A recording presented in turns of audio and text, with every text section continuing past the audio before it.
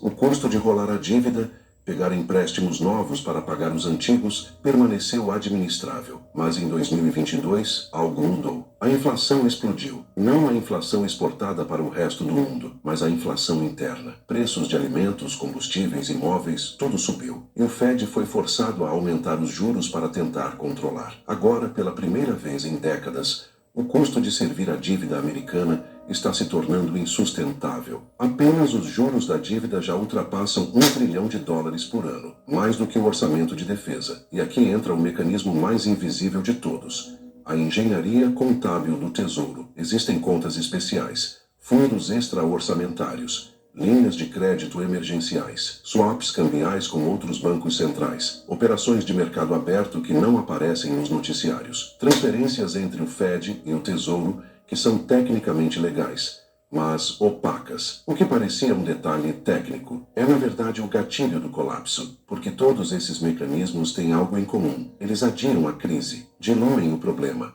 redistribuem o custo, mas não o eliminam. E cada vez que o sistema é salvo dessa forma, ele perde um pouco mais de credibilidade, um pouco mais de confiança, um pouco mais de estabilidade estrutural. Roma misturou cobre na prata. Weimar imprimiu marcos. Nixon cortou o ouro. E hoje, os Estados Unidos administram a maior dívida da história, através de uma combinação de expansão monetária, dominância do dólar, manipulação de juros e engenharia financeira. Nenhum desses mecanismos é secreto. Todos estão documentados, legais, técnicos, mas a consequência é simples. A dívida não está sendo paga, está sendo diluída e a conta está sendo transferida silenciosamente para a própria moeda. O dólar está pagando, e quando a moeda que sustenta o mundo começa a pagar, não estamos mais falando de economia, estamos falando de reconfiguração sistêmica. Agora, a pergunta que ninguém quer fazer em voz alta: se a dívida de 38 trilhões nunca será paga, por que o sistema ainda funciona? A resposta está numa engrenagem tão elegante,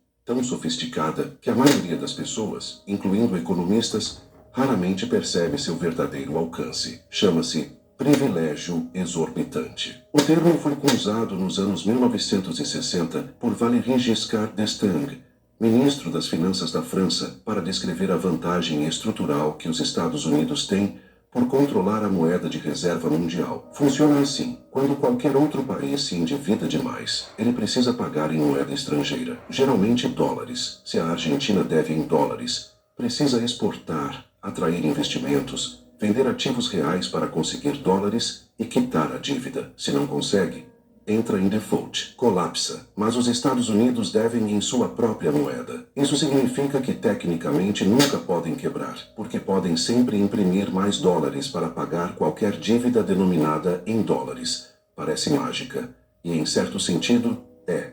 Mas existe um custo invisível, um custo que não aparece em balanços, mas que está sendo pago agora, em tempo real, por cada pessoa que usa ou depende do dólar. Esse custo se chama erosão de poder de compra.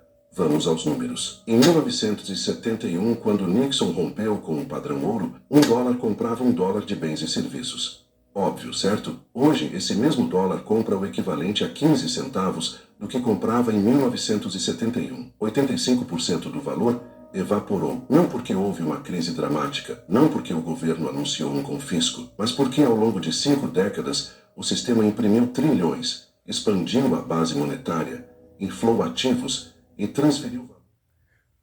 Exatamente, né? Então aí, Valéry Giscard d'Estaing, presidente da França durante a década de 70, deixou bem claro, né, esse valor, né, especulativo do dólar, né, que gera a inflação. O que um homem poderia comprar, né, um trabalhador honesto, comprava lá na década de 60, hoje ele não consegue mais. Quer dizer, os netos são muito mais pobres do que seus avós.